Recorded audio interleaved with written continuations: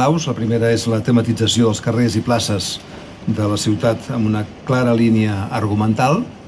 I segon, posicionament també és la promoció de la campanya per arribar a un públic potencial resident a una distància d'una hora en cotxe aproximadament des de la ciutat de Reus. Això s'ha aconseguit fins ara i ha de continuar sent una ciutat de referència, com deia ara, en el país. I per tant aquesta és un dels objectius clars, dos objectius.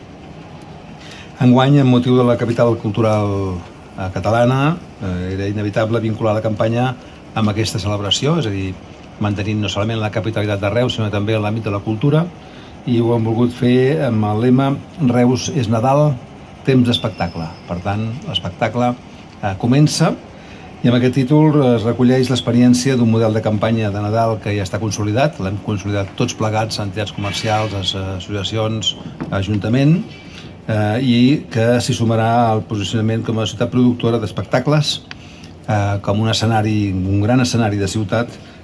Avui us presentem una programació nadalenca amb molts actes vinculats al teatre i als espectacles de carrer. Actes que volen ser un homenatge a aquesta capitalitat de la cultura que enguany ostenta la nostra ciutat i que hem viscut amb intensitat durant tot aquest any i que està ja a punt d'arribar a la seva fi. El centre de Reus, doncs, serà l'escenari de 9 àmbits temàtics on es desenvoluparan aquests espectacles i aquestes activitats de Nadal. 6 dels espais tenen un emplaçament concret. Temps d'espectacle, la màgia del gel, mercat de Nadal i arbre de Nadal, el mercat artesà, Nadal al Gaudí Centre i Ola 2018. Els altres 3 agrupen la resta d'espectacles i activitats programades durant la campanya i seran Passejant pel Nadal, el Nadal més tradicional i els Reis a Reus. Que creiem que seran oportunes i cabdals perquè aquesta campanya sigui un èxit.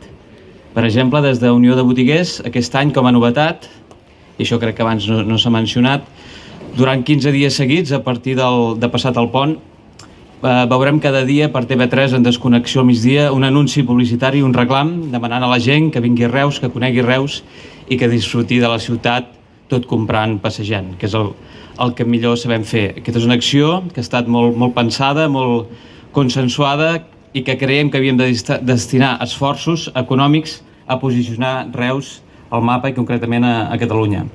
Pel que fa, per exemple, al TOM, continuaran amb l'activitat de la tartana, que ha tingut molt èxit en passades edicions i ara doncs, es repeteix. Pel que fa als mercats, que ara també us explicarà més bé l'Hildebran, tindrà moltes promocions en quant a xec regal, en quant a activitat, dinamització. El mateix passa amb el Pallol, no pararà d'haver activitat a baix al centre comercial, i el mateix passarà al centre comercial Passeig Prim i Sunyer, on tindreu activitat, on tindreu uns carrers il·luminats com mai i on us hi esperem a tots a que compreu força.